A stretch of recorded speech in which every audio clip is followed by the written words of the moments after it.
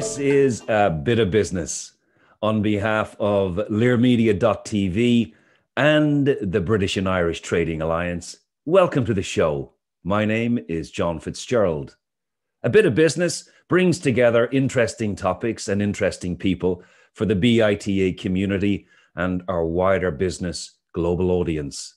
The topic for our discussion today is BITA up north, and I am referring to the north of England specifically. We have three special guests joining us today: Sarah McCartney, Shane Hanley, and Ches Moulton. Sarah McCartney, in addition to being chair of BITA Liverpool, also runs her own very successful marketing consultancy called SLMC Consulting.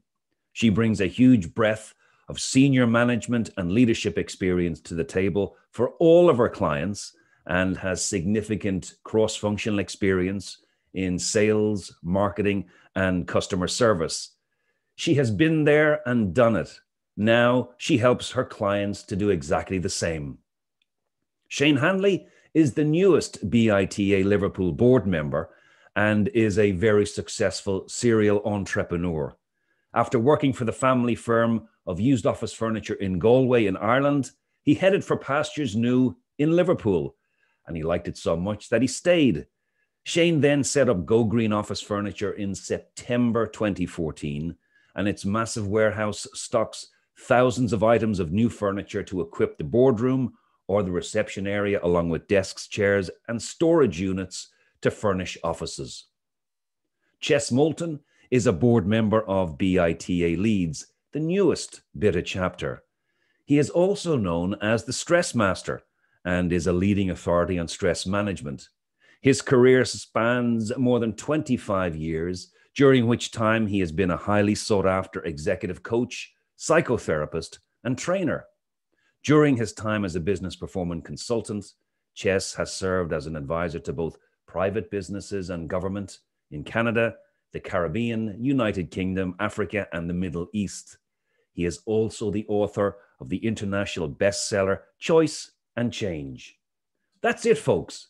Please do remember to visit the BITA website, bita.ie, and check out news about members, upcoming events, and ongoing important initiatives like the Be Plastic Aware campaign, which is drawing attention to plastic pollution and the steps we can all take to reduce the amount of plastic we use every single day.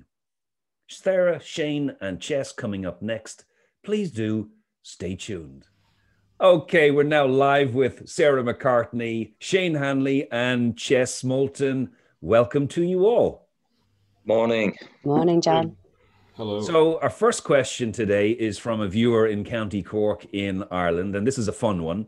Please ask the panel, who is the most famous person you've ever met, and did you get their autograph? Let's start with you first, Sarah. So probably the most famous person I've met would be Ian Botham. I met him over in Tobago a number of years ago at a golf match. So really good guy, very friendly. Walked around a whole golf course with him for a few hours, but no autograph, but lots of alcohol was consumed, as you can probably imagine. So yeah, lovely location. Interesting guy. Yes. Very good. Yeah, yeah. Shane, yourself? I'll keep him within BITA and where we have the events. I'd have to say the legend himself, John Barnes. We've met him on a launch night out one night, had a good conversation with him, and a really down-to-earth good guy. Very good. And Ches?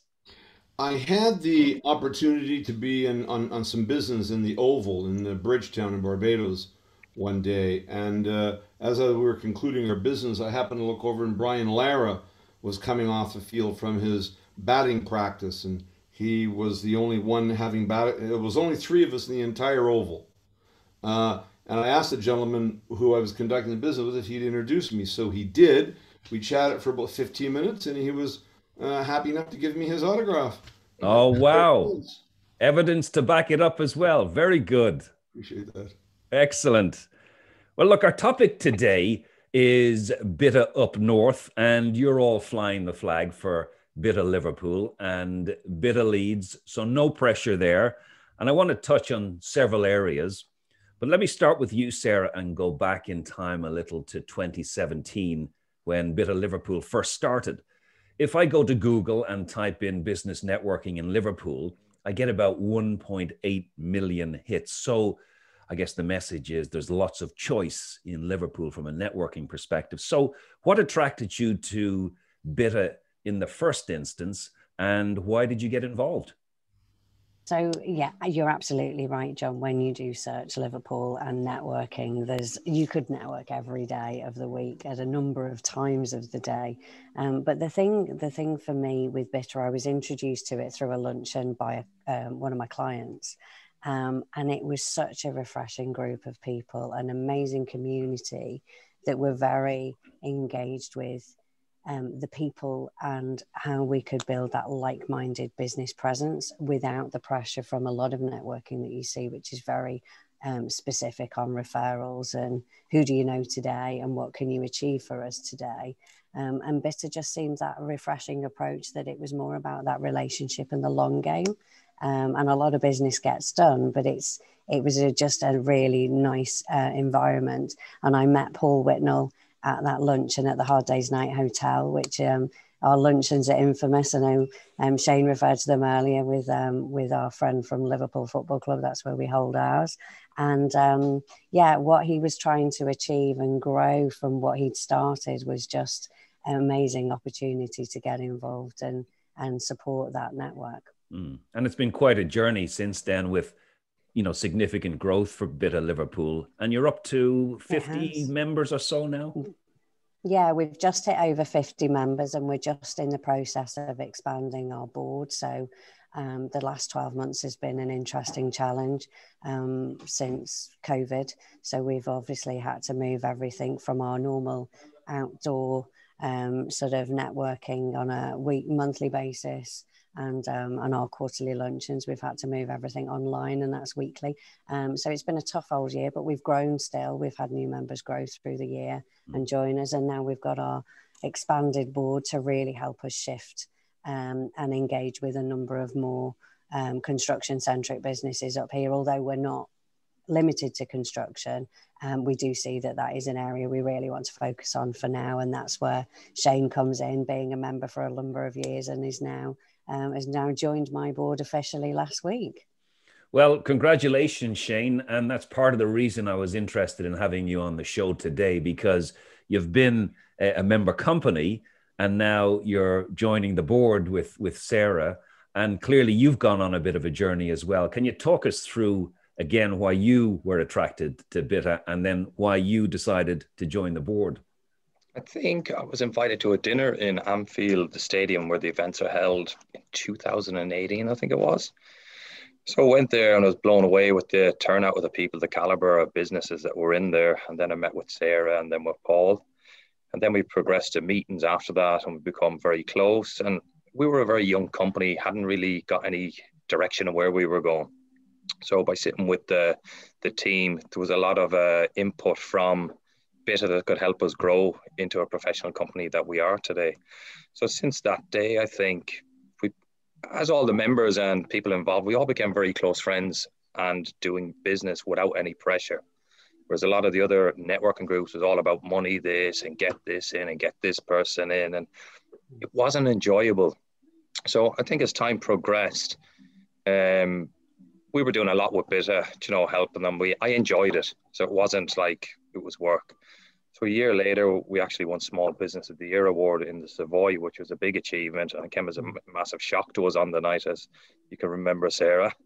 It was a moment I'll remember. It'll go down in history. I had the grandfather with me. Yeah. So I think everyone on the night still remembers that moment.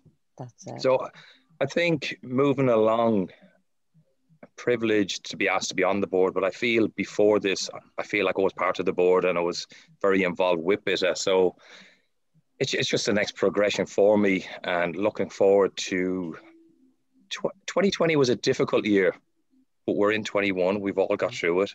We're all stuck together. And as Sarah said, we've got a very strong board now, and there's some big things going to happen up the Northwest and throughout the whole of the UK and Ireland within BITA. So I guess it's just getting everything back to normal, where we can all travel, get back to what BITA do best, is networking, holding events and interacting with each other. I find the interaction, even with Paul and Sarah throughout lockdown, they were still very active, we were still in regular contact, whereas all the other networking groups, I haven't really seen or heard much of them. So that's a big one for us. And I get people always asking me, what about BITA? What's this? What's that?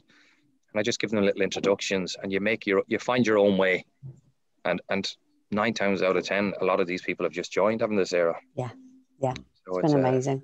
Yeah, and you know, I think you touched on something there, the last 12 months being a bit of a challenge. And I'll come back to that in a second, because there's been a definite evolution across BITA over the last 12 months for good cause and good reason. And we'll touch on that in a second. But just before I do that, Ches, you're a veteran of several BITA chapters. So you're now involved as a board member with BITA Leeds.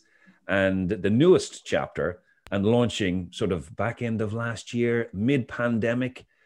What was that like? Talk us through the emotions, the challenges, the ups and downs, because it must have been extremely challenging for you. Well, I remember, thank you. It has been a bit of a challenge. I'd say that makes you the master of the understatement, for sure. Paul and I, we had some meetings with some people in Leeds back at the beginning of last year, and we very quickly, Paul had decided on who he wanted to ask to chair the board and help to move it forward. And so we did that. He did that, and there was agreement, and we quickly, the gentleman Tariq, he was quickly able to bring in a few people from around Leeds that he knew in his sphere. Just wonderful, wonderful people, just fit the BITA mold just perfectly. And we were off to a great momentum with our one meeting that we had, and then the pandemic hit. We had another meeting that was socially distanced. We had our BITA masks on. That went rather well, and we haven't had a chance to meet in person since. But we've got 15 members, by hook or by crook, in the chapter so far, and the board is active, and we're just waiting now for the next month or two to pass, and we can get back into business. Well, there's light at the end of the tunnel. The days are getting longer. The vaccines have hit the streets, so it's only a matter of time now, I think, before that momentum can be rebuilt. But Sarah, let's go back to BITA Liverpool and look back at the last 12 months. How has BITA Liverpool evolved because of the pandemic, and are you happy with where the organization is now? Yeah, I think we've evolved quite specifically since right at the beginning of lockdown. I had a number of conversations with members and the board, and actually people that were just about to join as members, so they hadn't really experienced much of BITA, to say, what do we do now? What's going to happen with lockdown? How are we going to do this? And we sort of felt that there needed, because of our community feel for BITA and how we like to support each other, we felt that we needed to do something online, which we wouldn't normally have done, and weekly, which equally we wouldn't normally have done, as an area to sort of say to people, look, we're all here. We're all in this together. We're here at 11 on a Thursday morning. If you want to come and join us, bring your coffee, and just have that, almost that safe place where everyone could come and just chat. And we decided we would do it for a few weeks, in theory. And every week we brought in either a member or a keynote speaker that could advise us on what was going on. So we had finance people on talking us through what was happening and how to apply for the Sybil's loans and things like that. We had HR coming on and talking about furlough because nobody had heard of that before. I spoke about marketing, and we talked about a number of things just to really help people, but also make sure everyone had that place that they could come outside of the fact that we couldn't have a lunch and we couldn't all meet in the pub like we would every second Thursday. And we are still doing them now. So we get about between 25 and 30 businesses every week, and it's still going strong, and we have new people every week, and we have regulars every week, and we've built members through it who have never actually been to a BITA event outside of Zoom, never met us in person. But it's become a really nice community that we've built, and hopefully even out of lockdown, when we can do our face-to-face again, we are considering having this environment still as part of our offering, because it's allowed for us, like today, we're all in different parts of the country, even though we're, in theory, the three of us are in the north. It's not always practical for us to be together. So we on the call have some of the guys from Ireland joining us. We have guys from the Isle of Man. We've had guys from London joining. We've got Ola joining us today for a presentation. She is our starting up BITA Southwest. We've got a lady from Barnsley on, a lady from Tunisia who does coaching, communication coaching, and they're all joining this group on a Thursday that they would never have normally been able to do. So yeah, it's been amazing, and we're still here doing it. And Shane, have you seen the benefit of this new medium and the ability to cross-pollinate in a far easier manner using Zoom and jumping into different BITA events where, you know, geographically, you probably wouldn't do it more, you know, routinely in the normal run of things? Have you seen the benefits of that, either for yourself or for other members? Massively, because as you probably know, I was up and down to London to the event. I was in the Isle of Man. I love to get out and network and get around. I can do it all now from my office or from home. So I'm still interacting throughout lockdown and COVID, meeting people. So you can look at the lockdown as two ways, where you can actually be locked down, or you can still be active and get around and do things via the BITA and the Zoom channels that we have available to us. Again, with business, I think the lockdowns probably help businesses understand that we can communicate and do business with people further abroad, and very easily done, which is what we've all adapted to do. It has been hard, but we've also seen positives of the lockdown and where we can go and what we can do with the little resources we have available. So I think BITA have played a massive role in helping us understand how we can do that, basically. Mm-hmm. And Ches, when you look at your experience in other BITA chapters, and you know, we're sort of almost through the pandemic, what lessons are you taking into BITA Leeds that you've learned from London, from Liverpool, from Manchester, etc., to help BITA Leeds really thrive and get some momentum? I think that's a very good question. I think my role in all of this, well, not when I was on the London board, but when I went up to Liverpool and now in Leeds, I see my role as more as just trying to carry and explain the ethos of BITA to the new people who are coming into what would ostensibly been a new chapter, an almost new chapter in Liverpool, and certainly a brand new chapter in Leeds. So Sarah said something earlier that strikes the chord. I don't see BITA necessarily as a networking organization.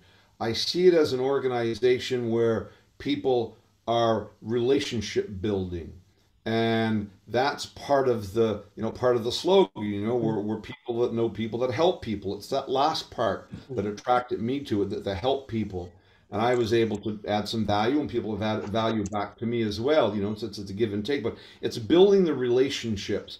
And I think that it's like that sort of wheel. It builds up, and then it's going like this. And I think that's what's going to happen in Leeds in a couple of months from now, when we're able to get back in person. We're able to do a little bit more of what we want to do before this all put us on our screens.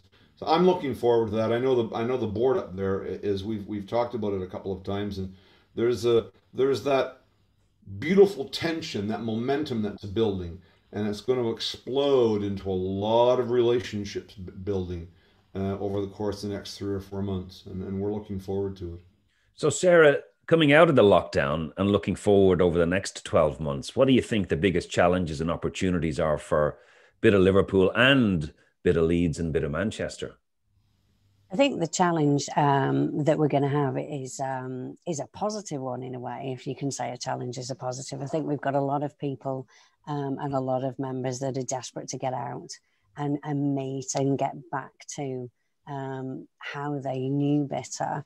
And I think for Ches, the challenge is building that presence But I think there's an awful lot of us around to support and build that. But I think the next 12 months for us, I think, is going to be a real shift. We'd started on a really good journey. February, when we had our last luncheon, we had 140 businesses in that room, and we were really starting to get some more traction, growing from 90 people at a lunch, right, moving that up. And I think that's our challenge now, is to almost take what we've built in the last 12 months online and what we'd started to build previous, and really make the most of that and those relationships. And I think I think we're all going to see quite a lot of cross-pollination. I've got guys on the calls in Liverpool joining London calls and supporting Orla, and we've got Brighton starting. And I think there's going to be I think the challenge is going to be getting work done in amongst all the BITA events that we'll all want to go to. Is probably going to be the biggest challenge we'll have, is making sure we can support each other, because there's going to be a hell of a lot going on. But I think it's all going to be really exciting and positive for us. So luncheons are getting planned now. London are talking about June. We're probably going to hold off till maybe September and get a big luncheon planned. And yeah, definitely see how we can move forward. But yeah, challenging but positive, I think, would be my way. Shane, so, I see you as a serial entrepreneur, somebody who'll take a chance on something, run at it and make it a success.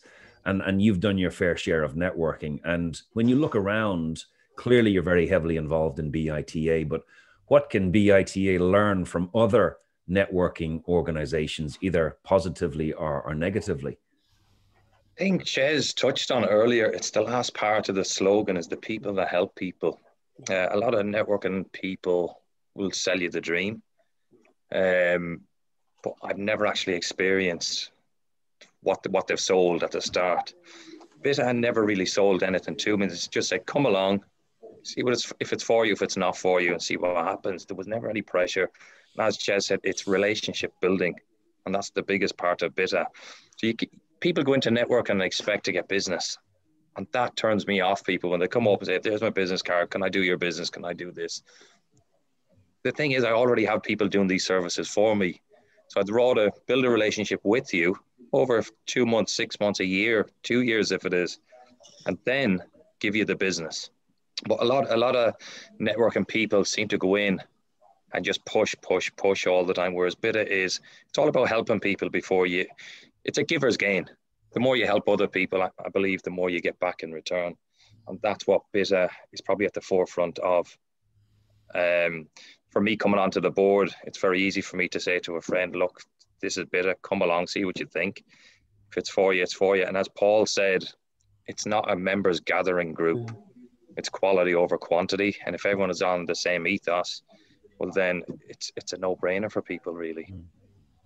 And I can sense that there's a momentum building with the northern chapters across Liverpool, Leeds and Manchester. And Sarah, I guess as you look at the Leeds chapter as it sort of gets going in the next 12, 18, 24 months, what suggestions do you have for Ches as he sort of starts to sort of lead the charge in the Leeds area and recruit folks to come in and join and build out the organization?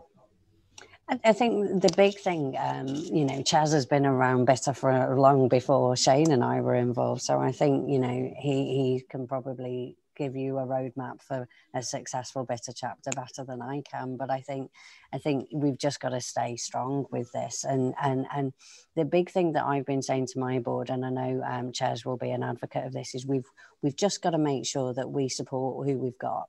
So as those members join, as Shane said, we're not about bums on seats. It's not a member gathering organisation. It is about like-minded people. And I think my main thing is making sure that every single one of those members feels like they're part of something special, and that they really are starting to see the benefit of being part of that community. And I think Leeds is such a vibrant place.